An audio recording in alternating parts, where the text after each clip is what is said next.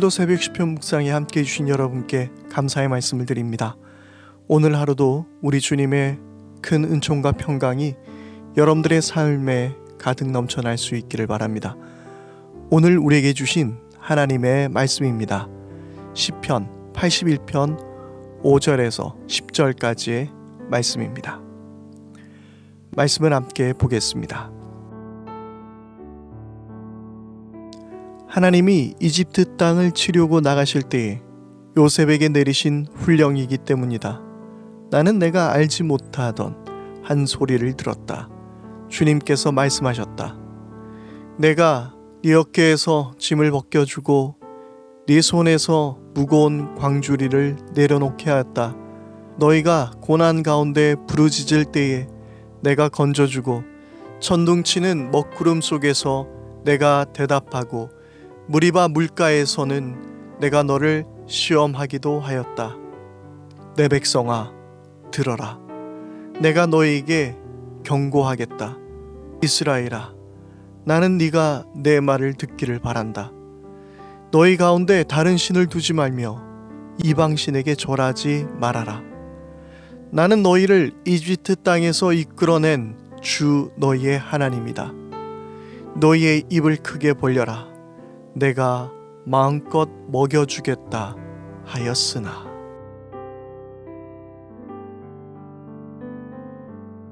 시편 81편에서 하나님을 찬양하라고 명령하는 절기는 3절에 보름을 언급하는 것으로 보아 초막절을 의미하는 것으로 보입니다. 초막절은 하나님께서 이스라엘 백성을 이집트 땅에서 구원해내시고 광야에 머물렀을 때에 광야에 초막을 짓고 살며 하나님께서 풍성한 결실을 주셨음을 기억하는 절기입니다. 그래서 81편은 이집트 땅을 탈출할 당시의 사건을 말씀하고 있습니다. 7절의 말씀대로 그들의 여정은 부르짖음에 대한 응답이었습니다. 이집트의 종살이와 고된 노역으로 괴로워하던 이스라엘 백성의 부르짖음에 대한 응답이었고, 홍해의 깊은 바다 앞에서 부르짖었던 그들에 대한 기적의 응답으로 바다가 열리게 하셨으며, 반석의 물을 하늘의 음식을 내리시며 그들의 부르짖음에 늘 응답해 주셨습니다.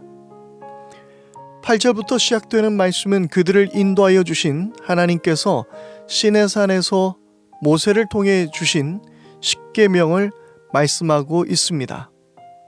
그런데 10절에서 우리가 예상하지 못했던 말씀이 이어집니다. 너의 입을 크게 벌려라. 내가 마음껏 먹여주겠다. 하나님께서는 십계명을 일러주실 때 그런 말씀을 하시지 않으셨습니다. 그 뒤로 이어지는 계명들은 대략 안식일을 지키라, 부모를 공경하라, 살인하지 말라, 간음하지 말라, 도둑질하지 말라 등의 말씀이었습니다.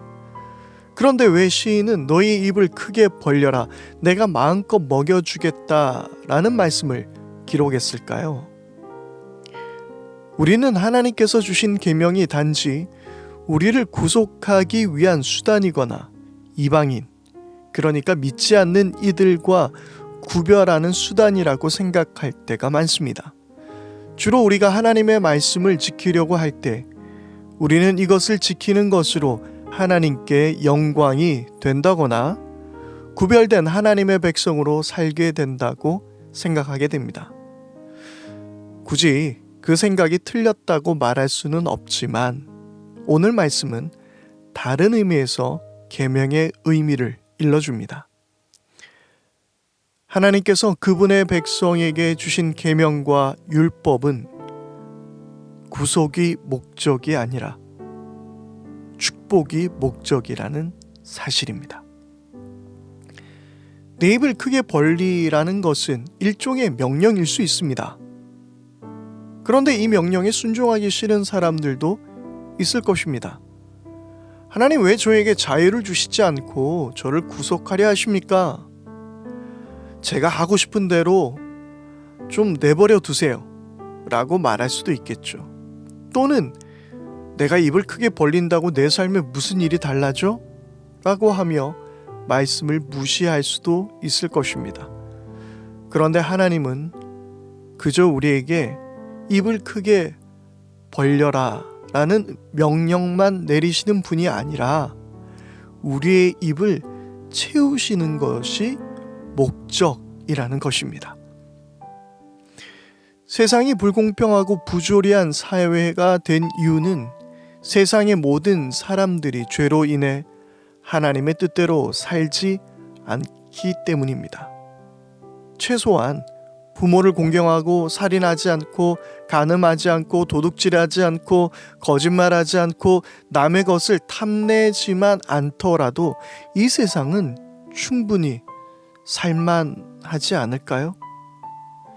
하나님께서 우리에게 계명을 주신 것은 은혜로 구원받은 우리가 이 땅에서 하나님 나라를 누리며 살 수 있도록 우리에게 요구하신 최소한인 것입니다. 물론 오늘도 우리는 하나님의 말씀을 거역하는 유혹에 빠질 때도 있을 것입니다.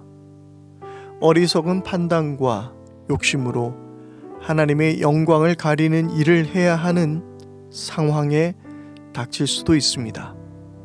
그러나 그 순간 꼭 기억하십시오. 내 입을 크게 열라. 내가 마음껏 채워주겠다. 내가 순종하는 것은 당장에 불편하고 손해보는 것 같지만 하나님 나라를 살아내게 하시는 축복이라는 것, 내 삶을 채우시는 축복이라는 것을 믿으실 수 있길 바랍니다. 저는 가끔 힘들게 말씀을 지키면서 제 스스로 의로운 척하거나 뿌듯할 때가 있습니다. 내가 하나님을 위해 뭔가를 하는 것 같은 우월감에 빠질 때도 있습니다. 그런데 오늘 말씀을 통해 다시금 제 자신을 돌아보게 되었습니다. 이것은 나를 축복하시기 위한 하나님의 방법이라는 것을 깨닫게 된 것입니다. 그러므로 하나님의 명령 앞에, 하나님의 말씀 앞에 우리는 그저 감사할 뿐입니다.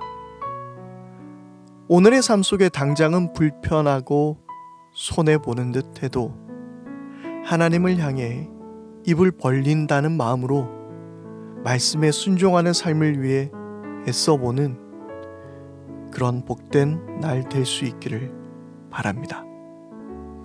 함께 기도하겠습니다.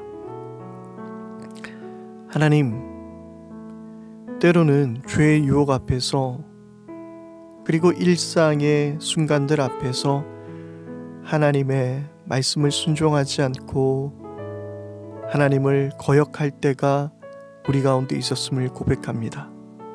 하나님의 말씀에 순종을 하면 왠지 손해보는 것 같고 불편한 것 같은 생각을 할 때가 많았습니다.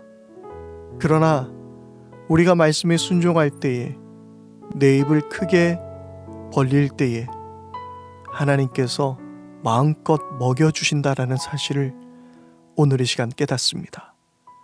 기쁨으로 말씀에 순종하게 하여 주시고, 오히려 이 말씀에 순종함으로 주님 주신 축복을 누리는 복된 인생들이 되게 하여 주옵소서. 우리 주 예수 그리스도 이름으로 기도드립니다. 아멘. 이 시간에 우리 함께 합심하여 기도하겠습니다. 첫 번째 기도 제목입니다. 하나님의 말씀을 기쁨으로 순종하게 하소서. 이 말씀이 나에게 복 주시기 위한 것임을 알게 하시고 모든 순간마다 순종하며 살아가게 하옵소서. 두 번째 기도의 제목입니다. 일시적인 죄의 유혹에 빠지지 않게 하옵소서. 모든 유혹은 잠시 동안 유한한 시간만큼의 즐거움임을 깨닫게 하시고 주님께서 주시는 영원한 참 만족과 참된 축복을 소망하며 누리며 살게 하여 주옵소서. 세 번째 기도의 제목입니다. 나라와 민족을 위해서 기도하겠습니다. 안전한 대한민국이 되게 하소서. 질병으로부터만 안전한 나라를 넘어서 모든 산업체계 속에서, 그리고 어린이와 여성들, 그리고 어르신들이 살아가기에도 안전한 이 나라가 되게 하여 주옵소서. 이 세 가지의 기도의 제목으로 함께 기도하며 이 시간을 마무리하도록 하겠습니다. 오늘도 새벽 시편 묵상에 함께 해주신 여러분께 다시 한번 감사의 말씀을 드리며 승리하는 복된 하루 될 수 있기를 축복합니다.